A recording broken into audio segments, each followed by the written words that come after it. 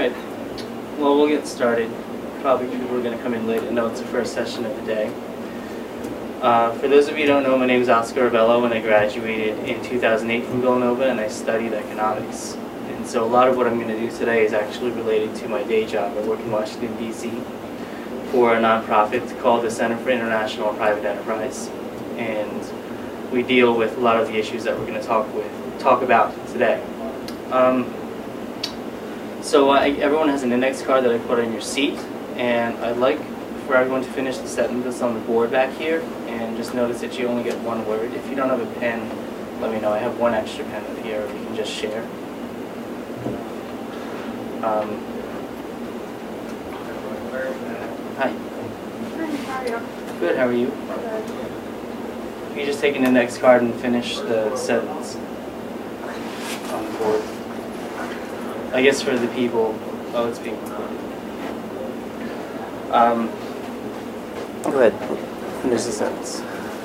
Okay. And then just pass them down this way. Okay. All right, thank you. Hello. Can you sit up front? You can sit up front.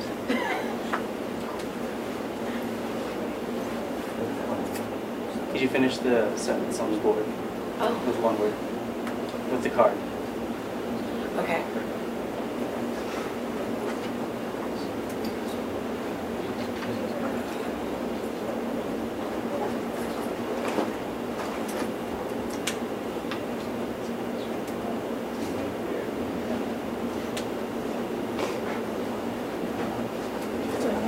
Yes. Well, let me see. Oh, sorry. I know Charlotte. This is Charlotte, everyone. Charlotte's going to be my volunteer since I know her name. Okay. After the presentation, we're going to do something with the cards. So, today we're going to talk about the human story, and specifically through the lens of business. And I'm going to give to you sort of a portrait of business, people, business, and markets that's going to fit in with the theme of this year's Martin Luther King celebration. And according to the Villanovan, at least, the theme of this year's celebration is, barriers to the mountaintop. How can we overcome barriers? And so one of the biggest barriers overseas, around the world, and among the majority of the world's population, one of the big barriers is barriers to business. There's things we take for granted in this country that don't exist in other countries, and we're going to talk about what are some of those things today. And I'm going to give 5 key points, and the first 3 are really going to drive the presentation, and whether or not we get through it all, fast enough, or if you get the picture clearly enough, if I do my job right, then we'll be able to talk more about the last 2. And so we're going to talk today about people making decisions about daily resources.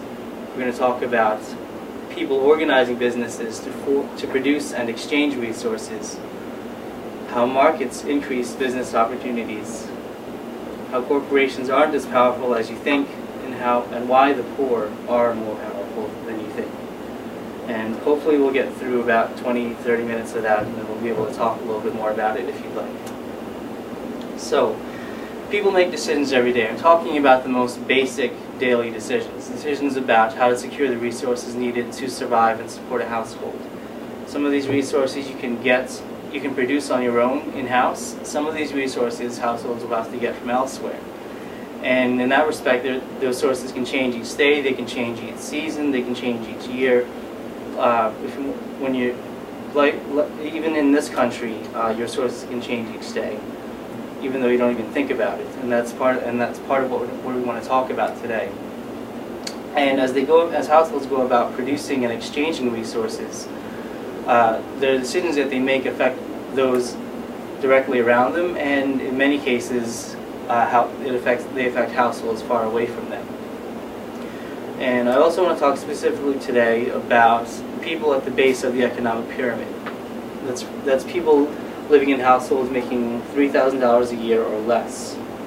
in locally adjusted dollars. So that means that $3,000 doesn't represent an actual fixed monetary amount. That actually represents a fixed amount of goods. So a fixed amount of food, a fixed level of housing, a fixed amount of energy, water, assorted goods. That's what that $3,000 represents.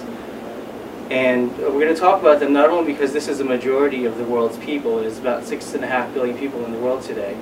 But we're also going to talk about them because every country was here at some point. At some point, every country's population was dominated by people living at the base of the economic pyramid. And the human story we want to think about as we go forward with our careers here in college, and whether or not you want to work in the field of international development or just in general as a person in the world. The story we want to think about is how have some countries been able to rise above the base of the pyramid while other countries have not? Or why have other countries fallen back into the base of the economic pyramid? Now, has anyone read the book The Fortune at the Bottom of the Pyramid by C.K. Prahalad? Prahalad was actually rated #1 on the list of business thinkers of the world this year, and I think last year too. He's a professor at the University of Michigan. And he wrote the book The Fortune at the Bottom of the Pyramid, in which he presented this concept of the base of the pyramid. Because although the $1 a day or $2 a day income thresholds are more popularly used to represent those living in poverty, there are in fact larger numbers of people who are subject to many of the same conditions. They're vulnerable to many of the same problems. There's just larger numbers of people who live in the same villages or the same slums as those living on $1 a day or less or $2 a day or less. So we're talking about the actual people living in these communities. Some of them make a little more than $2 a day, and so they don't get counted in those statistics. And when you actually add up who lives in those villages and slums, the estimate is about 4 billion people. And when Prahalad presented this concept in the book, he presented it as a challenge to the business community, to corporations, to small and medium-sized enterprises around the world, because the fact that they don't make a lot of money doesn't mean they don't have money to spend. It seems very common sense. They earn something and they got to spend it somewhere.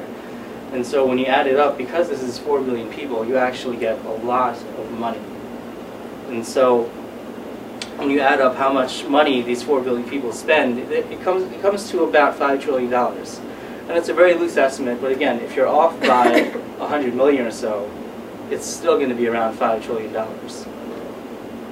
And the estimate was featured in this book here, The Next Billion. I have it up front. It came out in 2007, and they actually went out and did household surveys, and they asked people how much money did they earn, what did they spend it on, and also how did they save it. There's a large gray area here called other. That's most of that other we know now is spent on education, or it's saved, or it goes to pay back loans. There's a book up here on the table called Portfolios of the Poor that actually explains how, again, through surveys and journals, they actually followed households for up to 2 years just to track their financial transactions.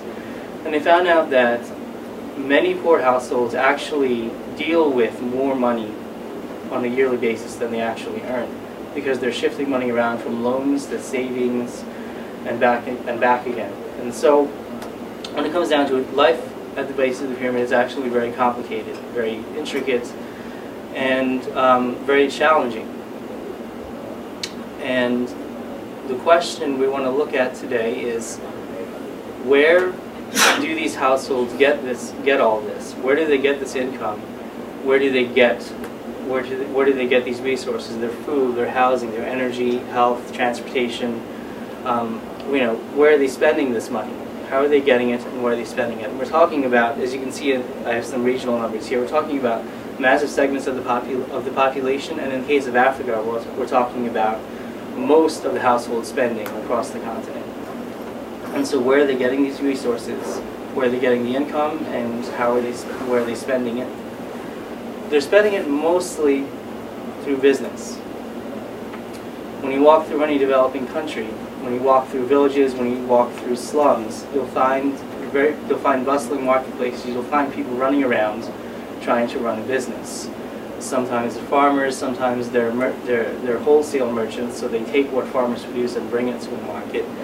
They're in retail, they're bakers, they're potters, they're in transportation, they're rickshaw drivers, or they're transporting goods from farms to markets. More and more, they're also into communications.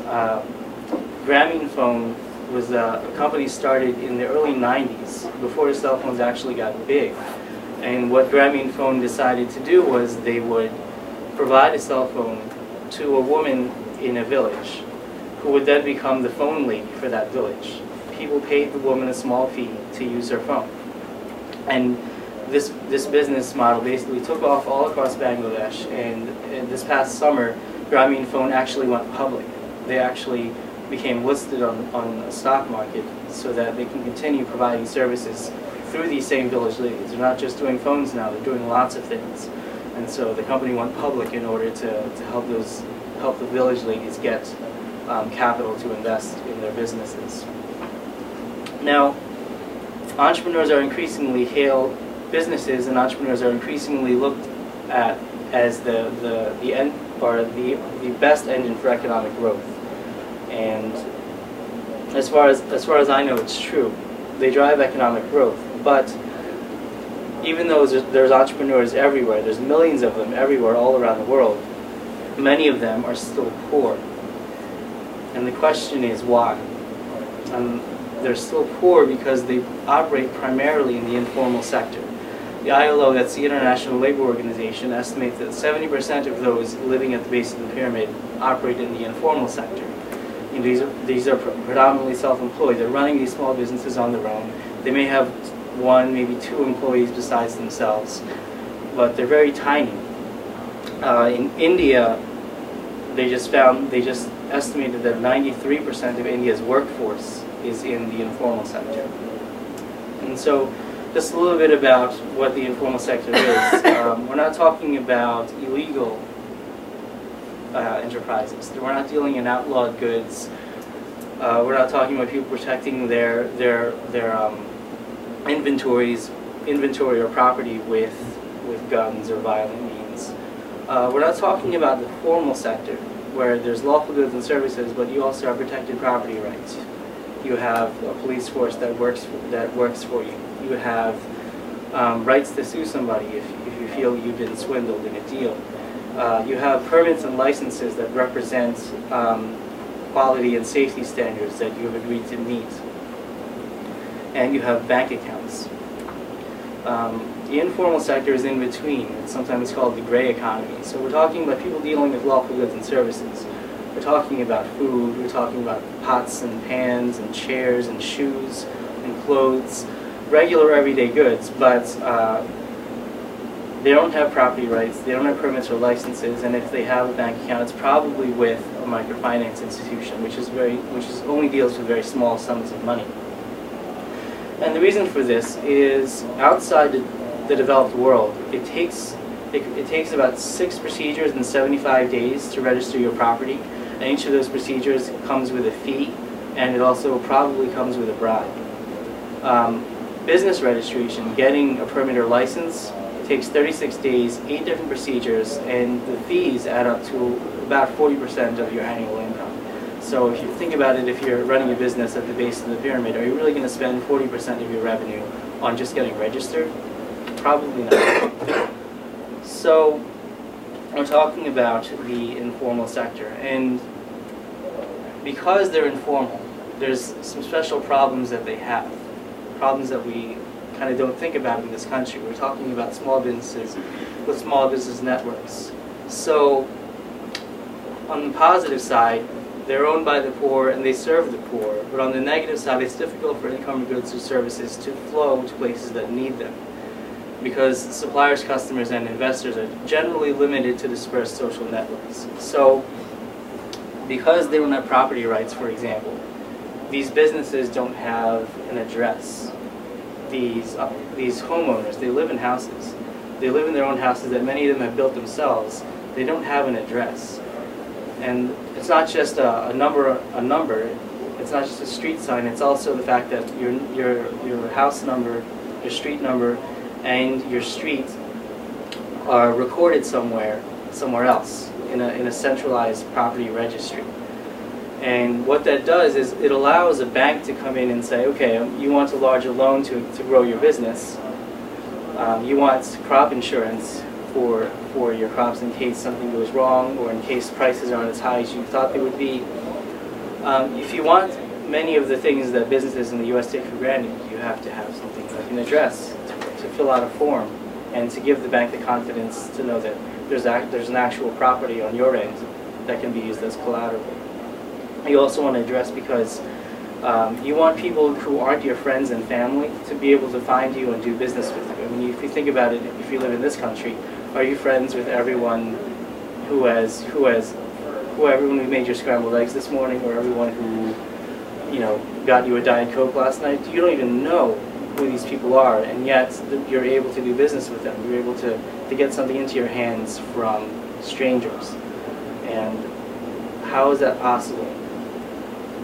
And so we'll talk more about that today. I want to give you a little visual picture of what it's like. I mean, we're going to use the base of the pyramid squares just to represent people living at the base of the pyramid. And some squares are bigger than others because some people actually, not everyone makes the same level of income. Even at the base of the pyramid, some people are poorer than others, some people are wealthier than others. And, say like this is a baker, and this is someone who grows wheat, and therefore she has flour. How are they going? And the baker needs more flour. She can't get enough from the people that she knows in order to satisfy all the people that might want to buy bread from her. More people might need her bread, but they can't find her. And they can't find her because in each social network, each little dispersed group of friends and family, there's a lot of business information that just kind of stays there and doesn't go anywhere else. And so if you think about it, if this is the baker and this is the wheat grower and they need to exchange goods, you have to know somebody that knows somebody that knows somebody. And this actually explains a lot of the inequality out there because, some households are more connected than others. Some households, because of political power or because of inherited wealth, they just happen to have more connections than others socially, and therefore, when social networks are the only thing determining your business opportunities, you happen to have a chance to be wealthier, given the fact that you just happen to be connected. And so, what I'd like for you to think about moving forward is a market. In a market, you have one set of information for businesses. You have addresses, you have licenses that are attached to quality and safety standards. You're able to do business with people who are strangers. It's something we take for granted in this country, and it's so taken for granted that the international development community generally doesn't think about this when they think about how can we explain inequality, how can we explain poverty. It's all about healthcare and education and all that, and it's great. But the healthiest and smart and most educated entrepreneur is not going to get very far if the only thing he's got going for him is his social network.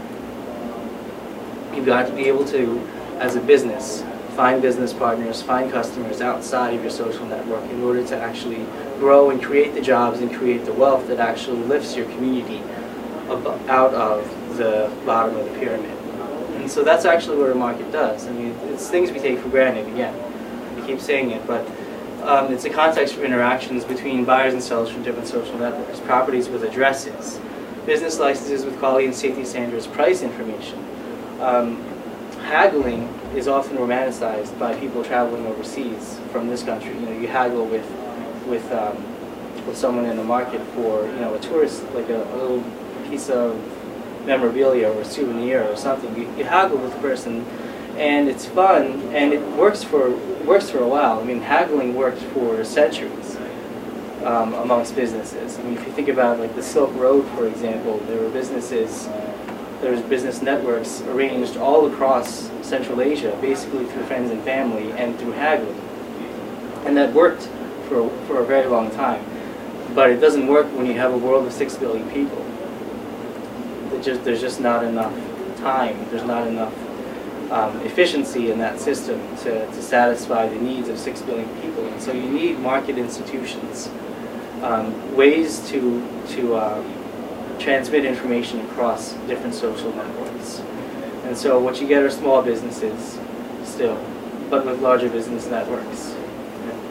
Now you probably don't know the owner of Galiftes. You probably don't know the owner of Benelli's. You might, but you probably don't, and yet you can still do business there. And and so market institutions are the legal and social infrastructure that supports that kind of environment where strangers can do business with each other. So, without market institutions, you have an environment where, for example, corruption and bribery is very, very easy, because not enough people have access to pools of information, and so a regulator or a police officer or even people in your own supply chain, for example, can swindle you, and there will be no repercussions for them because they don't have business licenses to revoke. There are no authorities to crack down on people who will just short each other on business deals. There's no way to enforce receipts. There might not even be receipts. There might not be a paper record of any transaction. It's all through word of mouth and a handshake. And again, it works for a while. But when there's 6 billion people in the world and 4 billion of them are poor, it's not efficient enough. It doesn't move goods and services to places where they need to go fast enough. And because it's all based on social networks, the different inequalities that exist within social networks, such as gender inequality, are able to transmit easily through the economic system.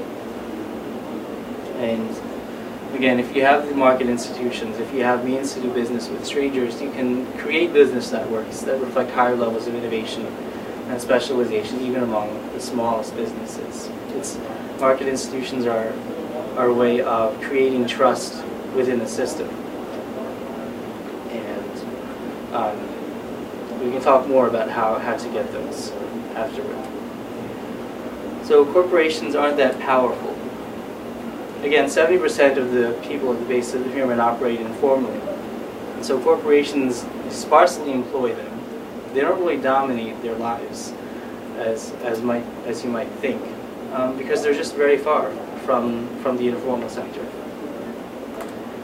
They play a small role in daily decision making. They'd like to do more than the above. They'd like to serve more poor people. They'd like to employ more people, but they don't have a network of partners on the ground. They don't have anyone to navigate that mess of information, and so it's difficult for them to do business at that level. But if instead business information could be unified, they will be able to do more of that, but also poor people will be able to do more of that with each other. And they're already trying.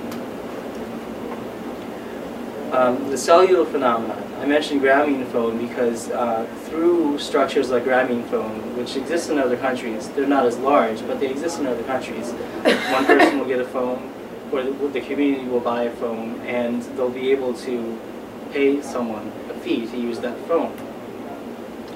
And so this sort of locally led business model has allowed subscribers in developing countries to triple from 2000 to 2005. And in South Africa, for example, Vodacom is one of the big cell phone companies in Africa.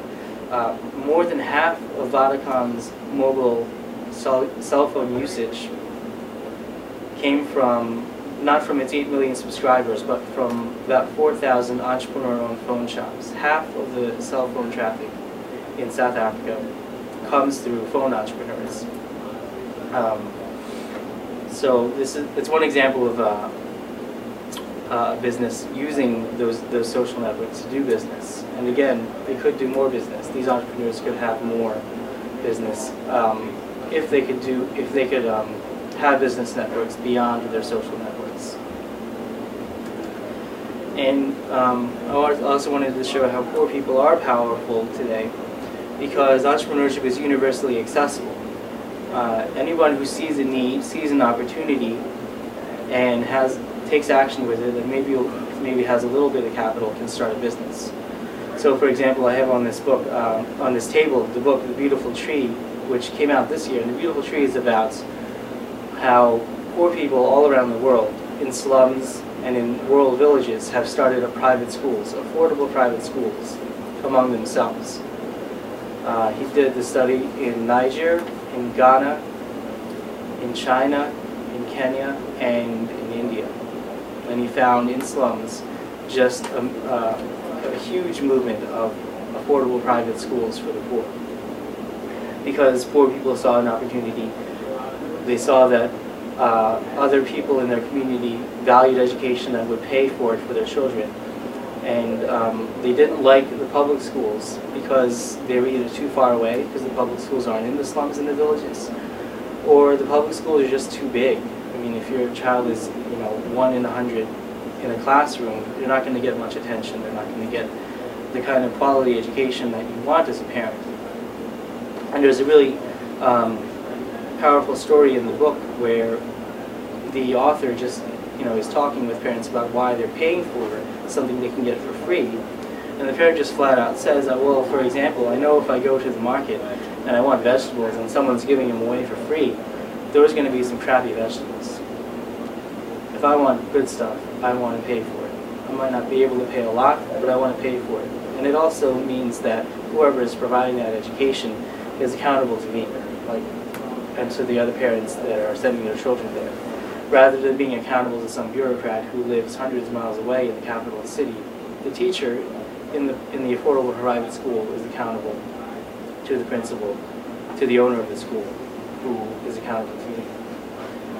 So, just an example of how entrepreneurship really has taken hold in poor communities around the world. And if you don't think that poor people have capital, in fact, in the book *The Mystery of Capital* here, the book contains research from the Institute for Liberty and Democracy, and they did the research in Lima, Peru, in Mexico City, in Port-au-Prince, in Haiti, in Cairo, and in Manila. And they basically looked at, the property that poor people owned. And they didn't own it in the formal legal structure. They didn't have property titles, but they lived on the land.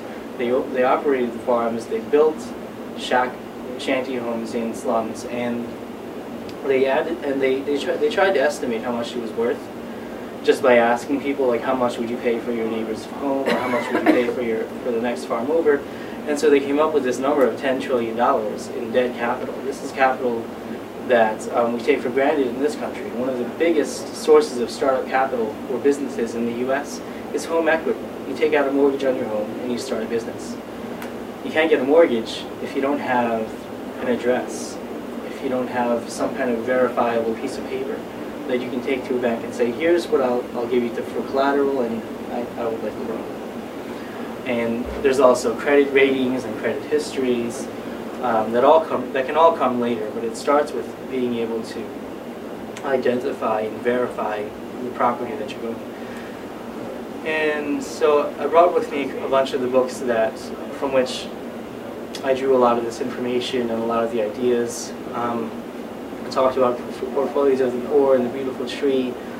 The story of Gramming Phone is in Muhammad Yunus's book, Creating a World Without Poverty. There's lots of stories in that book just about the idea of social business, which is to say a business that is meant to benefit the poor, either by the fact that the business is owned by poor people or that the business is serving poor people. Good capitalism, bad capitalism is, I think it's going to be a really important book going forward, because it talks about a lot of the things we take for granted that I mentioned today. A lot of this legal and social and political infrastructure that allows entrepreneurs to perform the function that they need to perform, or have the ability to perform for society, which is lift society out of poverty.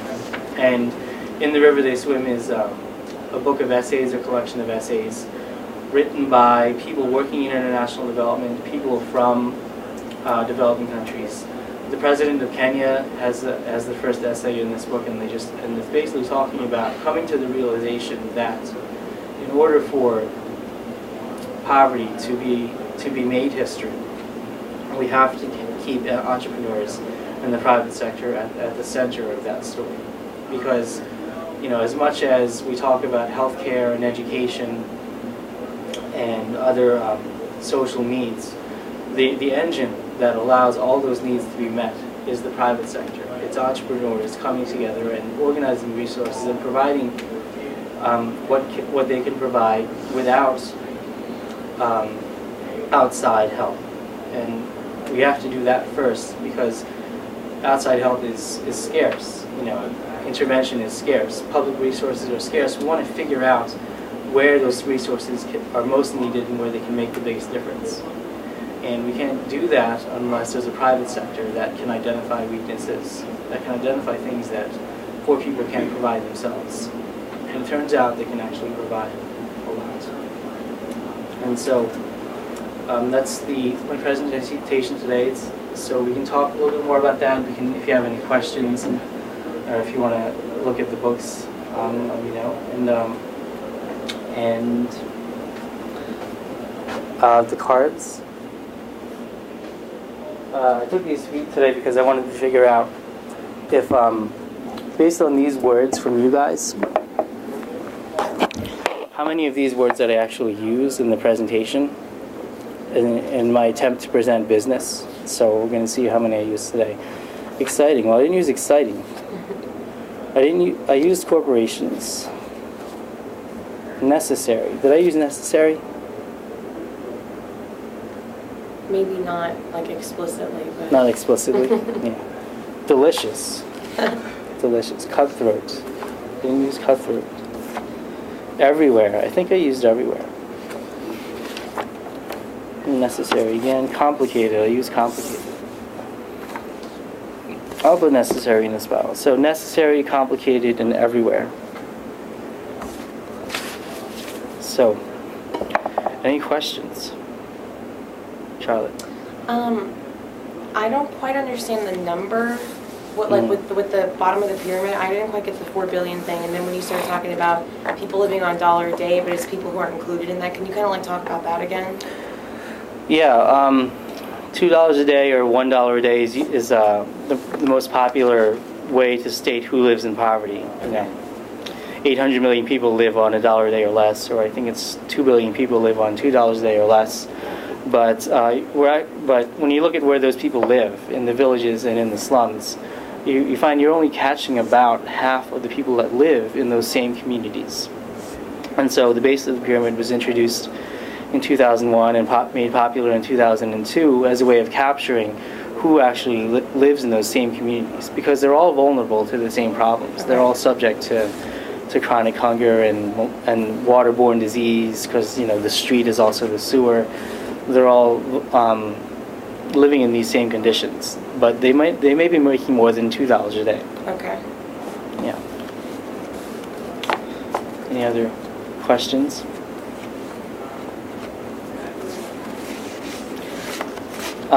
By the way, what I do in my day job is I work my nonprofit, the Center for International Private Enterprise.